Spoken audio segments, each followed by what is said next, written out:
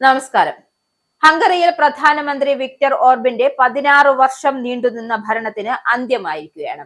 Parliament തെരഞ്ഞെടുപ്പിൽ പ്രതിപക്ഷ നേതാവ് പീറ്റർ മഗ്യാറിന്റെ ടിസ പാർട്ടിക്ക് അട്ടിമറി വിജയം സ്വന്തമാക്കിയതോടെയാണ് കാര്യങ്ങൾ മാറിമറിഞ്ഞത്. തെരഞ്ഞെടുപ്പിലുണ്ടായ പരാജയം ഓർബൻ അംഗീകരിച്ചു. ഇത് വേദനാജനകമായ ഒന്നാണെന്നാണ് അമേരിക്കൻ പ്രസിഡന്റ് ഡൊണാൾഡ് ട്രംപിന്റെ അടുത്ത അനുയായി കൂടിയായ അദ്ദേഹം വിശേഷിപ്പിച്ചത്. പീറ്റർ മഗ്യാറിന്റെ നേതൃത്വത്തിലുള്ള മധ്യ വലതുപക്ഷ യൂറോപ്യൻ യൂണിയൻ അനുകൂല പാർട്ടിയായ ടിസ വലിയ ഭൂരിപക്ഷത്തോടെയാണ് അധികാരം പിടിച്ചെടുത്തത്. ഹംഗേറിയൻ പാർലമെന്റിൽ 199 സീറ്റുകളിൽ 2/3 ഭൂരിപക്ഷം നേടിയാണ് ടിസ പാർട്ടിക്ക് കഴിയുമെന്നാണ് പ്രാഥമിക ഫലങ്ങൾ സൂചിപ്പിക്കുന്നത്. ഈ വലിയ ജനവിധി ഓർബന്റെ രാഷ്ട്രീയ പാരമ്പര്യത്തെ തിരുത്തി എഴുതുന്നതിന് കാരണമാകും. ബെൽജിയവുമായുള്ള ഹംഗറിയുടെ വഷളായ ബന്ധം പുനഃസ്ഥാപിക്കാൻ മഗ്യാറിന്റെ നേതൃത്വത്തിലുള്ള പുതിയ സർക്കാരിന് സാധിക്കുമെന്നാണ് പ്രതീക്ഷിക്കുന്നത്.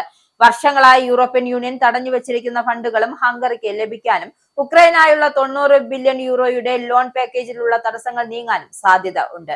രാജ്യത്തെ സാമ്പത്തികമായ മുരടിപ്പ്, വർദ്ധിച്ചു വരുന്ന ജീവിത ചെലവുമാണ് ഓർബന്റെ പരാജയത്തിനുള്ള പ്രധാന കാരണങ്ങളായി വിലയിരുത്തപ്പെടുന്നത്.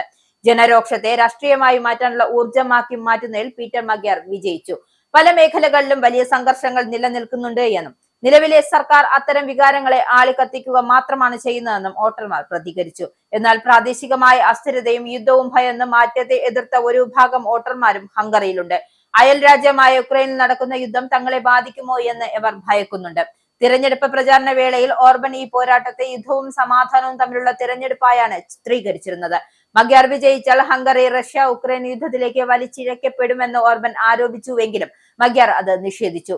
ഈ പരാജയം അമേരിക്കൻ പ്രസിഡന്റ് ഡൊണാൾഡ് ട്രംപിനും റഷ്യൻ പ്രസിഡന്റ് വ്ളാഡിമിർ പുടിനും വലിയൊരു തിരിച്ചടിയാണ് നൽകുന്നത്. കാരണം ഓർബൻ യൂറോപ്യൻ യൂണിയനിലുള്ള റഷ്യയുടെ ഏറ്റവും അടുത്ത പങ്കാളിയാണ് എന്നാണ് അറിയപ്പെടുന്നത്.